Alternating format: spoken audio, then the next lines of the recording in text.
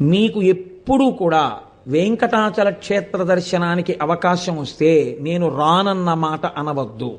రానంటారేమో అన్న అనుమానం ఉంటే వెంకటాచలం రమ్మని అడగవద్దు. అలా వెంకటేశ్వర స్వామి వారికి రాత్రి దండలు ఒకలా వేస్తే తెల్లవారేటప్పటికి ఒకలా మారిపోయేవి. ఎవరు చేస్తున్నారని ఒక రోజున అనుమానం వచ్చి ఒక మహంత్ గుదిలో నక్కి పడుకున్నాడు చూద్దామని.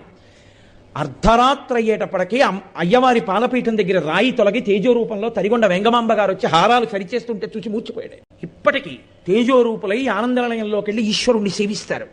బ్రహ్మగారు, చతుర్ముఖ బ్రహ్మగారు ప్రతిరోజు వెంకటేశ్వర స్వామి వారి పాదాలు కడిగి ఆ పాత్ర అక్కడ ఉంచుతారు. అందుకే రాత్రి నీటి చెంబు ఉంచి తలుపులేస్తారు. ఆ శేషాన్ని సుప్రభాతానికి వెళ్ళిన వాళ్ళకి దర్శనమిస్తారు. అంతటి మహానుభావుడు వెంకటరమణుడు. వెంకటరమణుడంటే వెంకటరమణుడే. ఒకరా ఇద్దరా, ఎంతమందితో అనుబంధం. వారం రోజులు కాదు, కొన్ని నెలల పాటు వెంకటరమణుడు